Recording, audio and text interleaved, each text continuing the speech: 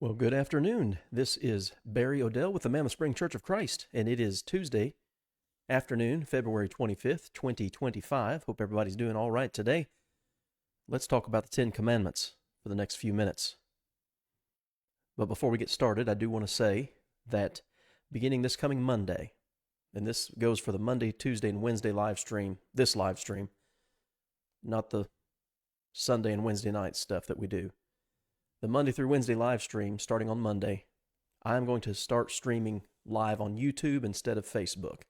I sent out a message, made a post about it to give you information. If you have any questions about it, you can send us a message on Facebook. You can email the congregation. You can email us at mscoc251@gmail.com. If you have any questions, if there's anything I can help you with. But that's just going to be for now for the Monday, Tuesday, Wednesday 2 p.m. live stream on YouTube. And I think most of you know, those of you who watch me regularly know that go to youtube.com, it's Mammoth Spring Church of Christ, and that's where it'll be. All right? Take care of that stuff first. Lyle, good to see you. Hope everybody's doing well. And like I said, we're going to talk about the Ten Commandments. I'm in Romans chapter 13. For the moment, we're going to move to Deuteronomy chapter 5 after this, but this is a pretty common question. I did a couple of videos recently. I don't know how long it's been exactly, but on the Christian's relationship to the Sabbath day. This is not going to be really that. I may touch on that, but we're just going to move right on through that because I have covered that extensively in some articles and in some videos. So, looking here at Romans 13 in verses 8 through 10. So Romans 1 through 11, very doctrinal. Some heavy sections to it. You get to Romans 12 and verse 1 through the end of the book, the end of chapter 16, and it's very practical, what I call day-to-day Christianity. I just finished up a couple weeks ago a series of YouTube shorts. I think there were 80 shorts on the book of Romans, breaking it down. Obviously didn't cover every single verse, but those videos are a minute or so. YouTube shorts, when they first came out, it was a minute or 60 seconds or less, but now they've allowed up to 3 minutes or less for a YouTube short. And I'm going to start trying to I'm making shorts on the book of James right now, and I'm going to try to do better and make it 20 to 40 seconds. So anyway, Romans 12:1 through the end of chapter 16, very practical. Romans 13, beginning in verse 8 says, "Owe no man anything, or no one anything, except to love one another, for he who loves another has fulfilled the law. For the commandments, you shall not commit adultery, murder, steal, bear false witness, covet. And if there's any other commandment, are all summed up in this saying, namely, you shall love your neighbor as yourself. Love does no harm to a neighbor, therefore love is the fulfillment of the law." All right, but I thought we as Christians weren't under the Ten Commandments. All right, let's think about that for just a minute. What I'm going to do here is run back to Deuteronomy chapter 5, and like I said, this isn't necessarily a discussion of the Ten Commandments as such. We're going to run through them and look at them and make some comments, but how do we relate to them under the new covenant of Christ? I mentioned yesterday in 1 Corinthians 9:21, Paul says we are not without law to God, but we are under law to Christ. And so if we're under law to Christ, we cannot simultaneously be under law to Moses and under law to Christ. There are not two different systems of law running at the same time. That'd be rather confusing. Deuteronomy 5, beginning in verse 1. One of the reasons I'm choosing not to use Exodus 20, which is the original revelation, recording of the revelation of the Ten Commandments to Moses and to Israel. Deuteronomy, second law is what that word means, is like Moses' farewell speech. He's reminding the Israelites of everything that God had done for them, how they had responded. It's a reiteration, you might say, of the covenant, of the law. But notice some specificity here. In Deuteronomy 5, Moses called all Israel and said to them, "Hear, O Israel, the statutes and judgments." Okay, statutes, the idea there is regulations or decrees. And then this word judgments this is a legal decision. This is God's law. "Which I speak in your hearing today, that you may learn them and be careful to observe them. The Lord our God made a covenant with us in Horeb," and Horeb You see that a few times, not very often, but it's another word for Mount Sinai. And obviously he's referencing back to Exodus chapter 20. The Lord did not make this covenant with our fathers. Okay, well, who are the fathers of the Israelites? I mean, to make it quick, Abraham, Isaac, and Jacob. All right, from Jacob comes the 12 tribes of Israel, and we know that takes time to develop. It takes 400 years in Egyptian captivity, in fact. God didn't make this covenant. Whatever Moses is getting ready to talk about here and remind the Israelites of that they received at Sinai, he says, nobody before us had this covenant. That's something that's important to remember. And just by what, and this might be the only thing I say about the Sabbath day, particularly in view of the Sabbath day, because there are folks who believe that when God rested on the seventh day, Genesis 2 says he sanctified and hallowed it because he rested, that's when the Sabbath law began and that it runs until Jesus comes back. And that's just patently false. I mean, it says it right here. The covenant that he's about to talk about was not made with Abraham, Isaac, or Jacob. It wasn't made with anybody before that. You won't find anybody observing the Sabbath, as we say, from Genesis 1 all the way until you read the first time about it in Exodus 16, I think verse 23, is the first time you read the word Sabbath and a reference to the observance of the Sabbath day for the Israelites. All right, the Lord did not make this covenant with our fathers, but with us. Well, who is the us? Okay. 5:1. Hear, O Israel.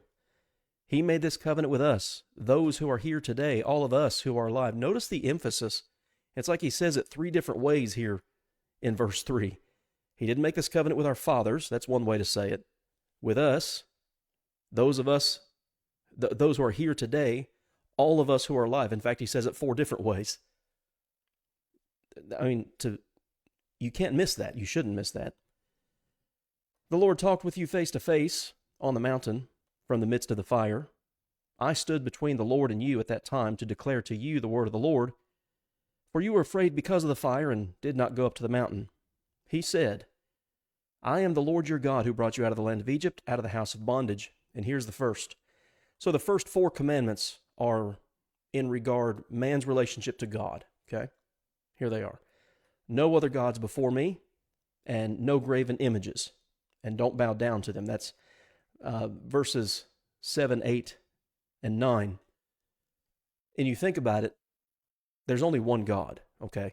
Paul in 1 Corinthians 8 talks about those Christians who had a conscience toward gods, lowercase gods. People who had become Christians who came out of a pagan background. There in 1 Corinthians 8, he's talking specifically about the conscience. And he says, we know that there is only one God, but not everybody feels that way, right? Not everybody has that knowledge. So, paganism, idolatry, however you want to say it, polytheism, that's been wrong from the beginning. Okay, so first two covenants, no other gods before me, no carved images.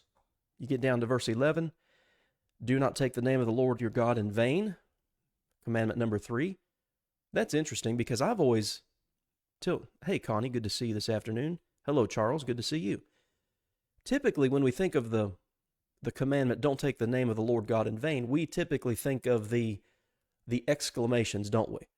Oh my God. Or people in anger will say, Jesus Christ, something like that. And I think it includes that. But it's interesting when you read particularly the law of Moses and you read about vows, V-O-W-S, not vowels, taking oaths and things like this. And even Jesus talks about this in Matthew chapter 5. You better be careful. Don't swear by heaven or earth. Just be a person of your word. I think that principle is included in do not take the name of the Lord your God in vain. All right? And then you have observe the Sabbath day. And that goes from Deuteronomy 5:12 down through verse, where does it stop? Verse 15. We're not going to read all those. So those first four have to do with man's relationship to his God. And then you have honor your father and your mother. So you have the first 5 commandments. Now, we just read Romans 13, 8 through 10, where we read, Paul says, owe no man anything but to love one another, and this is what that looks like. And he lists in Romans 13, 8 through 10, these last 5 commandments. Don't murder, don't commit adultery, don't steal, don't bear false witness, and don't covet. those laws, ordinances, statutes, however you want to say it, those things were wrong from the beginning of creation, just like polytheism, just like idolatry. These are what you might call eternal principles. The Sabbath day is different. The observance of the Sabbath day is different because why was the Sabbath day given? Deuteronomy 5:15. Well, it was a remembrance that they were slaves in Egypt. God brought them out. Therefore, the Lord your God commanded you to keep the Sabbath day. So the Sabbath is kind of removed from the eternal principle concept. And again, the eternal principles, how you treat God, Numbers 1 through 4, and then how you treat your fellow man, Numbers 6 through 10. The Sabbath kind of stands out as unique from those eternal principles. All right, so it goes down through verse 21, Deuteronomy 5:22. These words the Lord spoke to all your assembly in the mountain from the midst of the fire, the cloud, the thick darkness with a loud voice. Look at this. And he added no more. And he wrote them on two tablets of stone and gave them to me. Okay, so it's very specific. Remember verse 3, Deuteronomy 5:3 said in 4 different ways that this law, these 10 commandments, were given specifically to the children of Israel. They weren't given to anybody else. All right, so let's jump back here to Romans chapter 13. Because, again, verse 9, you have 5 of the 10 commandments. But I thought we didn't live under the 10 commandments. Well, we don't. While you and I are not under the jurisdiction of the law of Moses, that law has been taken out of the way. Christ was the end of the law. Romans chapter 10 and verse 4. You think of passages like Colossians 2 and Ephesians 2. Christ brought those things to an end through his flesh, through his death on the cross. But they are, as I was saying a minute ago, the commandment to not... Okay, let's just think of this one. The first, after Adam and Eve's initial sin, one of the first sins you see is murder, right? Cain taking the life of his brother Abel. It's always been wrong to murder. It was wrong in whatever time that was. You know, they've been removed from the Garden of Eden and that occurred. It was wrong then. It was wrong before then. If Adam had become upset with his wife, he couldn't kill her. Okay, that's murder. Taking of an innocent life. It will always be wrong. Murder will always be wrong. And that's an interesting thing because, if I am not mistaken, the King James Version says, thou shalt not kill. But there is a difference. And the Hebrew word specifically means murder. All right, so we are here approximately 1,450 years after the deliverance of the law of Moses from Mount Sinai to the children of Israel. And yet we still see, don't commit adultery, don't murder, don't steal, don't bear false witness, don't covet. Those things were always wrong. They were wrong before the 10 Commandments, during the 10 Commandments, and they'll be wrong until Jesus comes back again. So, you look at the end of verse 9 there. All of those commandments, and the all are the 5 that he's talking about in relation of man to man, okay, neighbor to neighbor. You know, commandment number 5 is honor your father and mother. These are even not separate from that, but you're not necessarily dealing with family. He's talking to the church here. Who is my neighbor? That's the question that was asked in Luke chapter 10 that brought on the parable of the Good Samaritan. Who is my neighbor? Well, it's not just the guy that lives next door to you. It's not just your family. It's anybody. Okay, so all of these commandments are summed up in this saying, namely, love your neighbor as yourself. And that, in fact, comes from the Old Testament. I'll pull up the citings here. Leviticus 19:18. But it's reiterated by Jesus and by James and by many other people. So think about the 10 Commandments like this. They are a summarization of how you manifest your love towards God and how you manifest your love towards your fellow man, which includes your parents. Again, 5th commandment, honor your father and mother. Those final 6 commandments will never change.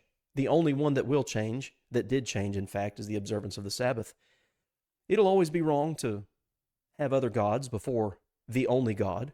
Again, I would have you read 1 Corinthians chapter 8. We're not going to do that here, but read 1 Corinthians chapter 8. It will always be wrong to have a graven image. It will always be wrong to take the Lord's name in vain, whether you say that means exclamatory statements like, oh my God, or Jesus Christ, or a person who doesn't keep his or her word. I think it includes both of those. Those things always have been and always will be wrong. So one way I've described the 10 Commandments, again, looking here at the end of Romans 13, verse 9, is kind of like an umbrella. Man, you read, I guess you'd say include Exodus, Leviticus. Numbers is more historical. Numbers deals a lot with their journeys through the wilderness, the spying out of the promised land. And I know there are some laws in there, and then you have Deuteronomy, which again is the second law, the reiteration of the covenant. All of that is law. And while you have those 10 commandments, one way I've described them is they're kind of like a table of contents. When you open a new book, you might look at the chapter headings and subheadings and things like this. That's kind of what the 10 commandments serve as. Because if it's true that there are 600 or over 600 commandments in the law of Moses, well, then there's more than 10. But they all are summarized. Those final 5 are summarized with the simple statement, love your neighbor as yourself. So I found an interesting quote. So here in Romans 13:8, owe no one anything except to love one another. And one man wrote that Christians are not to let the debt of love go unpaid. And love can manifest itself in a lot of different ways. We're not going to get into all that, but he who loves another has fulfilled the law. And again, I don't think he's just saying I know he's not saying you're under the law of Moses and you're following the law of Moses. He's just saying the law is love your neighbor as yourself. And that theme or that principle, that runs right into the teachings of Christ and obviously, Paul, the teachings of the apostles. One verse that we could think of in terms of that is over in Matthew 7, what we typically call the golden rule. Therefore, whatever you want men to do to you, do also to them, for this is the law and the prophets. And so there's that concept again. Love your neighbor as yourself. Whatever you want men to do to you, that's what you do to them first. And that's like a summary of everything that the law and the prophets were about. And that's what the Christian life is to be about. Now, typically, when people think of love, it only comes out in like positive expressions, like saying, I love you, or doing something kind, whatever, however you might describe that. But love also includes some negative things. I mean, I think of the book of Proverbs. A friend loves at all times, the book of Proverbs says, but it also says, open rebuke is better than love secretly concealed. Okay? So, loving someone certainly includes positives, but it also includes negatives. You think about, an old illustration is how you handle your children, how you discipline your children. Certainly there's encouragement. There is, how would you say it, positive feedback for their behavior. If you want a certain behavior repeated, you reward that behavior. But there's some negatives in raising children too. There are some things that, the old saying, this is going to hurt you worse than it does. No, it might physically. This is going to hurt me worse than it hurts you in terms of corporal punishment. Spanking, as we say. So, when it comes to the law of Moses, when it comes to the new covenant of Christ, in essence, I'm going back here to Romans 13, none of these things have changed. When Jesus died on the cross, hey Patrice, good to see you. When Jesus died on the cross, he removed the jurisdiction of the law of Moses. It was taken out of the way. Hebrews 7, 12 through 14. The priesthood changed, and what the book of Hebrews tells us is Jesus Christ is our high priest, even though he's from the tribe of Judah, of which tribe Moses spoke nothing concerning the priesthood. Because the priesthood changed, he said, of necessity, there is also a change of the law. He's taken away the first that he may establish the second. You have that principle, I don't know how many times repeated in the book of Hebrews. I love the book of Hebrews. So much good to it. You shall love your neighbor as yourself. The entirety of the Christian system is summed up in that. So just another passage that jumps into my mind as I think about that principle. I'm going to run over here to 1 John chapter 3. And again, this is one of those positive ideas that we have in terms of love. And this section, incidentally, is called the outworking of love. What does that look like? 1 John 3:16. By this we know love, because he, Jesus, laid down his life for us, and we also ought to lay down our lives for the brethren. But whoever has this world's goods and sees his brother in need and shuts up his heart from him, how does the love of God abide in him? Well, it answers itself. It doesn't. My little children, let us not love in word or in tongue. It's not wrong to express your love for someone verbally, but if that's all you do you really love them? He says, but in deed and in truth. Love your neighbor as yourself. What does that look like? Well, you're not going to commit adultery. You're not going to take some other man's wife or some other woman's husband. You're not going to murder anybody. You won't steal from anybody. You won't lie about anybody. And you're not going to covet. And when you go back to Deuteronomy 5 and Exodus chapter 20, you don't covet your neighbor, his wife, his workforce, his servants, his animals. You don't covet anything. And that's interesting too, because the word covet, where is that? I think it's in 1 Corinthians chapter 12. When we hear the word covet, I think it's typically in a negative sense. That's bad. The New King James says, but earnestly desire the best gifts, and yet I show you a more excellent way. Let me see if I can do something here real quick. Well, I guess I don't know how to do it. I was going to pull up the King James, but if I'm not mistaken, the King James says in 1 Corinthians 12:31, covet earnestly the best gifts. I'll tell you what. I got my King James New Testament right here. And I believe I'm correct on this, but I always like to check. 1 Corinthians 12:31. Yeah, but covet earnestly the best gifts, and yet I show unto you a more excellent way. Coveting is not always bad, but you don't covet your neighbor's wife or anything that he may have. All of this is summarized with the statement, love your neighbor as yourself, because love will do no harm to a neighbor. And so love is the fulfillment of the law, whatever law we're talking about. It was the fulfillment of the law of Moses. Remember Matthew 7:12, the golden rule, how that ended? On this hang all the law and the prophets. Well, in fact, even, where is it? I'm thinking here. What is the greatest commandment in the law? Jesus was asked. Love the Lord your God with all your heart, mind, soul, and strength. And the second is like unto it, love your neighbor as yourself. Those are the greatest commandment. That word greatest means the primary, okay, the one that holds the chiefest rank, the highest position. Well, it's love God with everything you've got and love your neighbor as yourself. If somebody can find that reference, put it in the comments here, please.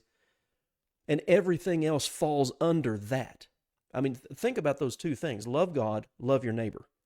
And all of the commandments that you could think of, again, whether we're talking about the Old Covenant commandments or the law of Christ, does anything fall outside of either of those two, loving God and loving your neighbor? Is there anything that is unrelated to that? That covers the totality of your existence. Love God properly and treat your fellow man right. What is my relationship to the Ten Commandments? We're gonna shut her down here. We're gonna go a little bit shorter today, and that's perfectly fine. My relationship to the Ten Commandments is, well, I look at these last 5. 9 of the 10 Christians still abide by. People who were here before the law of Moses was ever delivered were to abide by those principles. So the first, all right, so I talked about murder, Cain and Abel, Genesis chapter 4. You see that commandment being broken. And then the same chapter, let me get to Genesis 4. Boy, I'm not sure exactly what verse it is. Somewhere down here.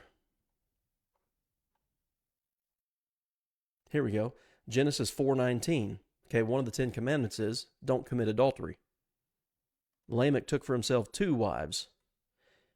Now you've got polygamy introduced into the world. You've got the deception of Adam and Eve and their disregard and direct rebellion against a very specific and easy commandment of God. Okay, that brings everything into the world. You've then got murder. Now you have adultery. And it cascades from there. It's like a domino effect. And that's why we're told things like in 2 Corinthians chapter 2, Paul is encouraging the Corinthian church to behave a certain way toward the man from 1 Corinthians 5, toward the man who had his father's wife. And Paul's reasoning in 2 Corinthians 2 is, if you don't treat him properly, Satan may take advantage of us. He's going to get his foot in the door. If you don't do what's required of you, he can get his foot in the door, and things are going to go downhill from there. And that's the nature of sin from the time it's introduced in the world, in Genesis chapter 3, to the murder of Abel, to Lamech who becomes a polygamist,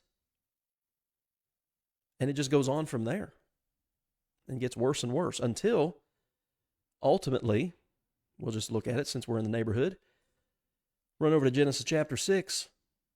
Let's see, what verse is it? Verse 5.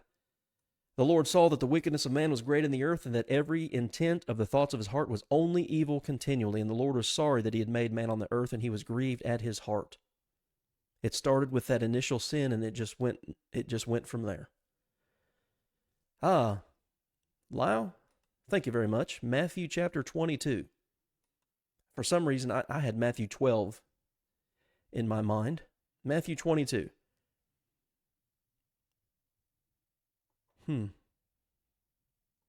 Verse 37.